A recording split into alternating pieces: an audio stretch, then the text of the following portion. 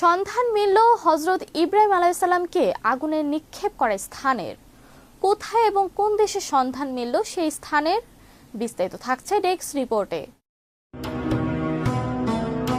তুরস্কের প্রাচীন শহর শানলু উলফা, যেখানে ইতিহাস, ধর্ম আর ঐতিহ্য মিশে গেছে এক অনন্য আবহে। ইস্তাম্বুল থেকে টার্কিশ এয়ারলাইন্সের যাত্রা করে পৌঁছে যেতে হবে নগরীতে, যাকে ঘিরে রয়েছে হযরত ইব্রাহিম আলাইহিসসালামের অসংখ্য স্মৃতি। সরু অলিগলি আর প্রাচীন স্থাপনা দেখে মনে হয় যেন হাজার বছর আগে এক পৃথিবীতে ফিরে গেছি। শহরের প্রাণকেন্দ্রে অবস্থিত ঐতিহাসিক সেই স্থান, যেখানে প্রচলিত বিশ্বাস অনুযায়ী জাগ্রত করেছিলেন হযরত ইব্রাহিম আলাইহিসসালাম। এখানেই রয়েছে সেই গুহা এবং সেই স্থান যেখানে জালেম শাসক নমরুদ তাকে আগুনে নিক্ষেপ করেছিল। মূল ফটকে চোখে পড়ে পবিত্র কোরআনের সেই বিখ্যাত আয়াত, হে আগুন, তুমি ইব্রাহিমের জন্য শীতল ও নিরাপদ হয়ে যাও।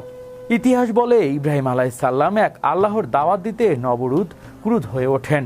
বিশাল অগ্নিকুণ্ড তৈরি করে তাকে সেখানে নিক্ষেপ করা হয়, কিন্তু আল্লাহর রহমতে সেই আগুন যায় শীতল হয়ে, নিরাপদ হয়ে।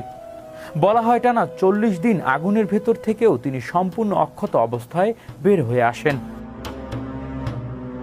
এই ঘটনায় স্মৃতিবাহী স্থানটির পাশেই রয়েছে বিখ্যাত বালিক লিগো বা মাছের লেক।